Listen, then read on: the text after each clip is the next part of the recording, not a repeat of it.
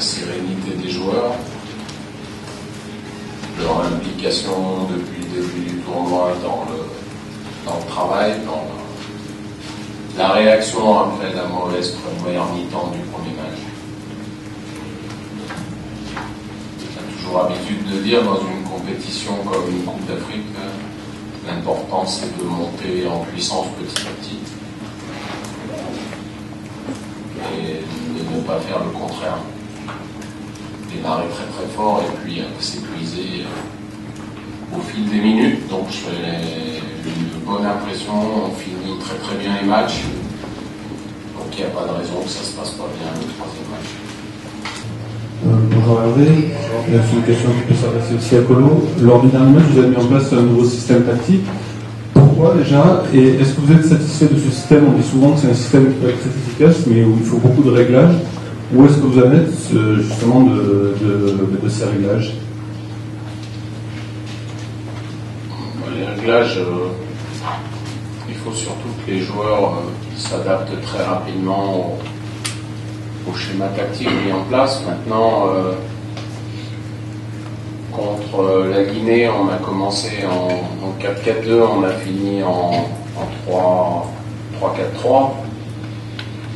Et contre le Mali, on a démarré en 3-5-2, on a poursuivi en 3-4-3 et on a terminé en 4-4-2. Et c'est là où on a fait la différence. Donc, moi, sincèrement,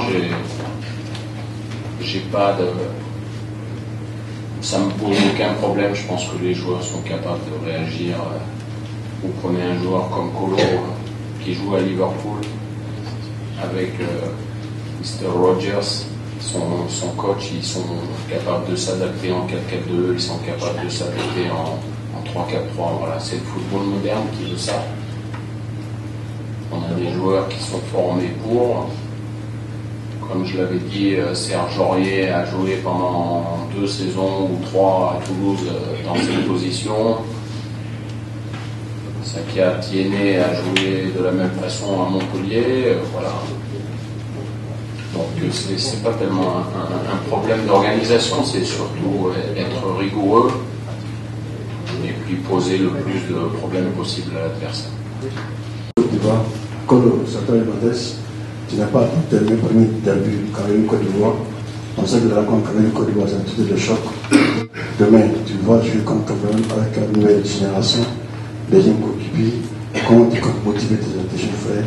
Dans tous les cas, les jeunes ils savent que quand on joue pour la Côte d'Ivoire et quand on joue contre le Cameroun, c'est toujours un défi très tendu. Et c'est sûr que c'est spécialement pour ce match-là, parce que soit tu gagnes, tu continues le chemin, soit tu perds et tu rentres à la maison. Donc je pense qu'il n'y a pas à motiver qui que ce soit. On sera tous prêts. On va juste essayer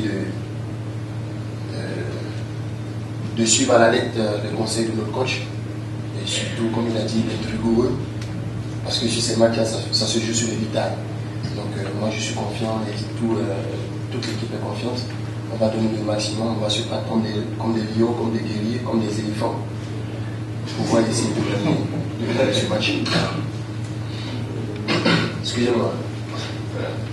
And try to win this game, because this game is so important for us. But at the same time, the manager knows what he's doing, and we are really confident with him.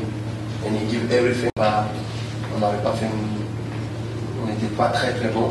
Et le coach nous a dit, donc c'est vu sur la deuxième mi-temps, on a été meilleur. Et comme je disais, le coach nous met beaucoup de pression, il nous parle énormément, il nous dit les vérités. Et quand tu es un entraîneur comme ça, c'est sûr que tu es obligé de te surpasser.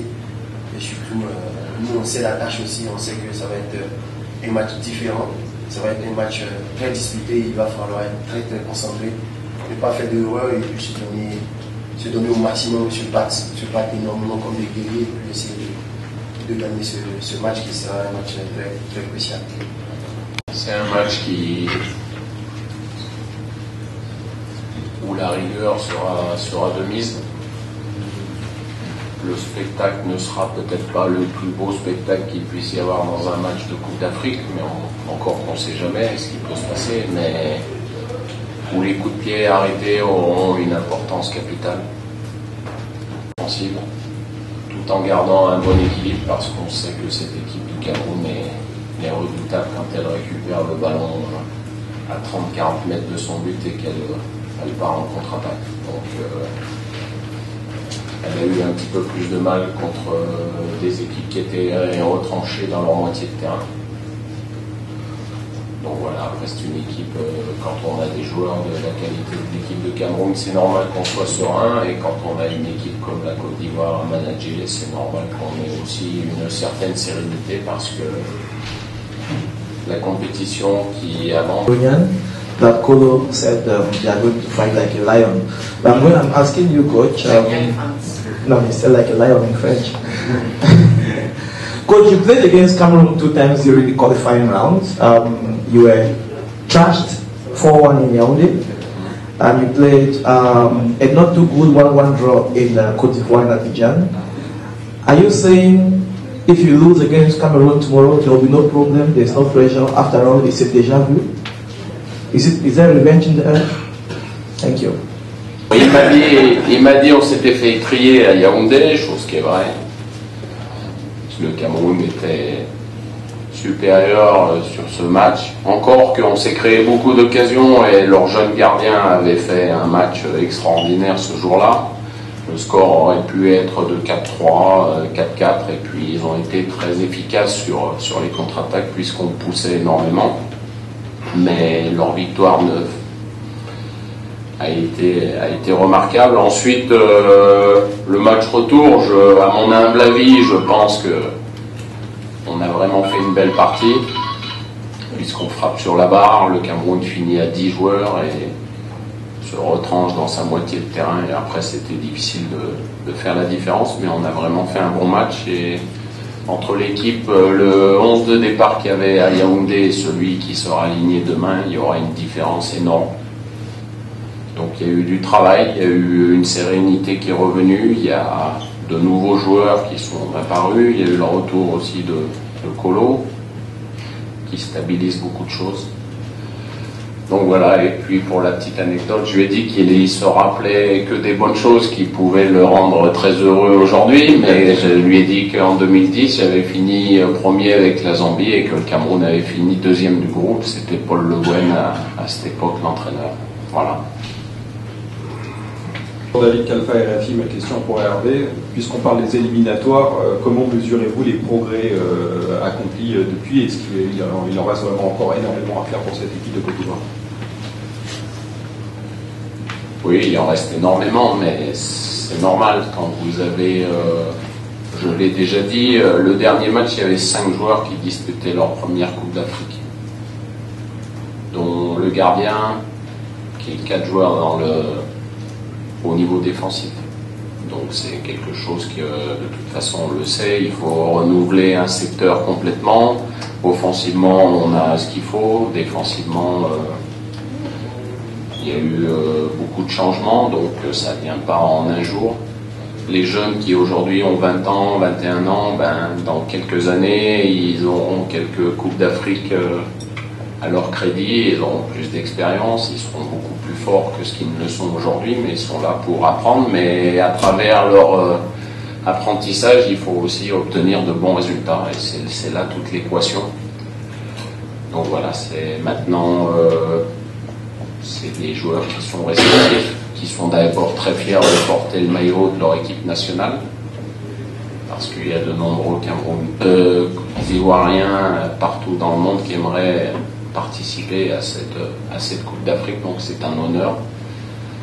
Et le match de demain doit nous pousser à nous surpasser pour qu'on puisse porter très haut le drapeau de la Côte d'Ivoire.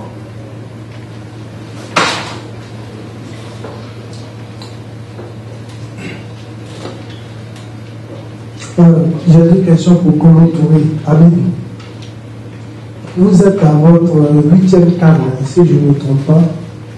7e CAN. Comment vous jugez le niveau technique d'ensemble de la compétition Et puis, est-ce que tous les systèmes tactiques 3-5-2, 4-3-3, 3-4-3 auxquels vous êtes amené à jouer là, ne vous perturbe pas un peu? Non, mais je pense que le niveau de la compétition est excellente. Il y a de très très bons joueurs, il y a de très très bons jeunes. Et ça se voit sur les résultats. Il y a beaucoup de matchs nuls parce que tactiquement, toutes les équipes ont progressé. Et il y a beaucoup de jeunes maintenant qui ont été formés en Europe, qui reviennent pour jouer pour leur équipe nationale. Donc, ce qui fait que voilà, le niveau est très très élevé. Et c'est pas facile de malmener les équipes. Et donc, c'est un niveau qui est quand même très très élevé, je peux dire, tactiquement aussi, même techniquement. Maintenant, après, quand vous parlez des tactiques que nous utilisons en ce moment, bien sûr, c'est des tactiques où on est habitué. On est habitué à ce genre de tactique. Et moi, je joue à Liverpool avec 3 derrière. Et au début de la saison, on avait commencé à 4. Et comme le coach a bien souligné, Serge Aurier, Tennessee à 4. Donc nous sommes des joueurs qui sont habitués à changer de tactique. Et c'est des tactiques qui ne nous gênent pas. Comme le coach a souligné, c'est vrai qu'il y a des jeunes joueurs qui apprennent. Donc voilà, ils sont en apprentissage. Et il faut savoir aussi qu'on apprend. C'est sûr qu'on peut faire quelques erreurs. Donc c'est des tactiques pour nous qui sont très très intéressantes. Et avec l'équipe qu'on a et les joueurs qu'on a sur le côté, des joueurs comme Serge Aurier qui ont une qualité de centre exceptionnelle, comme Tine Siaka. Et si vous regardez sur le dernier match qu'on a effectué, je pense qu'on a été très très dangereux. On a eu beaucoup d'occasions de marquer sur les centres. Et ça, c'est dû à la tactique que le coach a mis en place. Donc c'est une tactique qui est très intéressante pour notre équipe de la Côte d'Ivoire, qui a des joueurs offensivement énormes et défensivement on va être beaucoup plus rigoureux et beaucoup plus concentré. Et le coach ne lâche pas là-dessus. Il nous met beaucoup de pression. Donc on va essayer de travailler défensivement beaucoup plus durement et offensivement les occasions vont se concrétiser bientôt. Merci. Ma question, je suis Patrice Bidot déjà, de RSI, Radio Sport Info, c'est au Cameroun. Je vais tout droit foncer vers le taureau, qui est en face de moi. Habib. L'éléphant. Ouais, non, quand je dis taureau, c'est parce que tu es un baroudeur en défense. Alors, quand on regarde quand même la situation dans le groupe D, Côte d'Ivoire 3e au classement FIFA, suivi de la Guinée 6e, le Cameroun est 8e et le Mali est 10e. Vous étiez parti pour trôner sur la tête de ce groupe au vu des individualités. Est-ce que quelque part vous ne regrettez pas la situation actuelle, parce que quand on regarde quand même, on a l'impression que sur vos 2 matchs, vous êtes parti un peu comment dire ça, avec le dos de la cuillère, avec un peu d'assurance, parce que vous encaissez les premiers et toujours vous trouvez les moyens de réagir. Est-ce qu'aujourd'hui la situation dans laquelle vous êtes ne vous amène pas à regretter? Non, pas du tout, pas du tout. Comme je disais, la compétition est très très élevée, il y a de très très belles équipes. La Guinée nous surprend tous et on n'est pas la seule équipe que la Guinée a pu surprendre, et c'est vu avec votre équipe nationale du Cameroun aussi. Et quand on regarde bien, je pense que c'est vrai, le classement FIFA est flatteur, mais il faut reconnaître que, comme le coach l'a dit, on était quand même dans une transition et il y avait une nouvelle génération qu'il fallait introduire, et c'est sûr qu'on a eu des résultats un peu plus difficiles, mais quand on regarde le Cameroun quand même, ça fait 2-3 cas que le Cameroun n'avait pas participé parce que le Cameroun était en phase transitoire, et quand on passe en phase transitoire, c'est toujours délicat. Et je pense que l'équipe nationale de Côte d'Ivoire a félicité, parce que malgré cette phase transitoire, on a pu se qualifier pour une CAN. Donc ça prouve quand même la qualité, du mental. Donc moi, c'est vrai que le classement FIFA est intéressant, mais voilà, faut voir ces faits là comme ça, c'est une transition. Et le coach a fait du très très bon boulot, parce que c'était pas facile quand même de changer des joueurs de légende comme Didier Drogba, Zokora, et j'en passe, et mettre des jeunes frais et qui ont 20 ans, 21 ans, pour pouvoir s'imposer et de pouvoir se qualifier. Donc moi je suis très confortable avec ça, et surtout on a eu une occasion là de faire un coup. Voilà, donc quand au début on parle, tout le monde prenait le Cameroun comme l'équipe favorite du groupe. Il faut le reconnaître par rapport au parcours qu'ils ont fait. Et donc, nous, aujourd'hui, on est des outsiders. Et voilà, c'est très intéressant de voir que demain, on va pouvoir se frotter à cette équipe du Cameroun et leur montrer qu'on est des éléphants. For having Coach, yeah. In the last game, we saw Yaya Toure play a slightly deeper role, whereas for Manchester City, for the last 2 years, we've seen him so effective just behind the striker. This is a game you really need to win. Are we likely to see him playing further forward? First, I want to reply to your question. I think you suppose why. But the team of Ivory Coast is not Manchester City. J'ai dit que le rôle qu'avait eu Yaya contre le Mali, avec un rôle un tout petit peu plus bas, bien sûr, c'est pas toujours le rôle qu'il occupe à Manchester City, mais il n'y a pas tous les mêmes joueurs à Manchester City. Il y a dans cette équipe de Manchester City des joueurs qui sont capables de construire le jeu de derrière, donc lui a un rôle un petit peu plus offensif, notamment avec Fernandinho qui travaille comme un fou à côté de lui. Donc pour la Côte d'Ivoire c'est un petit peu différent, et j'ai aussi dit que pour des joueurs de cette envergure, comme Yaya, comme Kolo, vous pouvez leur demander beaucoup de choses. Du moment que vous leur expliquez la raison pour laquelle vous voudriez qu'ils remplissent ce rôle, c'est parfois même plus facile avec des joueurs de ce calibre qu'avec des joueurs qui n'ont pas vécu grand-chose et qui pensent qu'ils connaissent déjà tout. Donc il m'a posé la question en me disant, même si c'est une période de transition pour le Cameroun et la Côte d'Ivoire,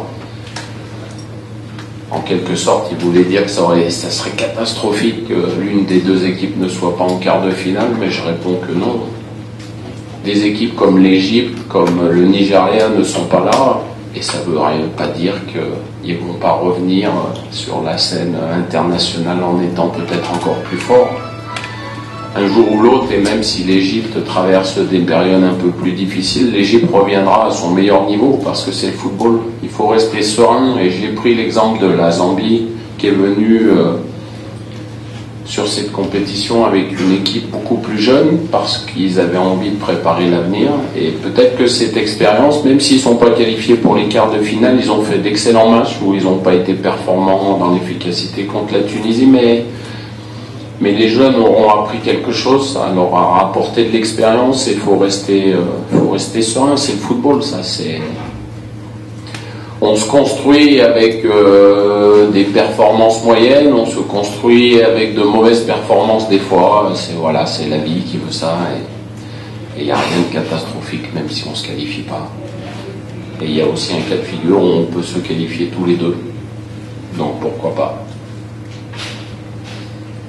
Thank you so much, Coach Haverina. Kolo Toure, thank you. Est-ce que je peux rajouter juste quelque chose? Parce que ça me tient à cœur. Non, juste, je n'ai pas besoin de questions, je voudrais juste féliciter Claude Leroy pour sa qualification. C'est pas la peine d'écrire pourquoi je le fais, mais ça me tient vraiment à cœur de le faire, et c'est un immense plaisir de voir son équipe rejoindre les quarts de finale. J'espère qu'on en fera autant, donc félicitations à lui et à tout son staff. Merci. Thank you, Coach Haverina. Kolo Toure, thank you so much. Eric, thank you. Gentlemen, we will begin the distribution of SADs, Media Tribune at 14 hours. That's 2 o'clock.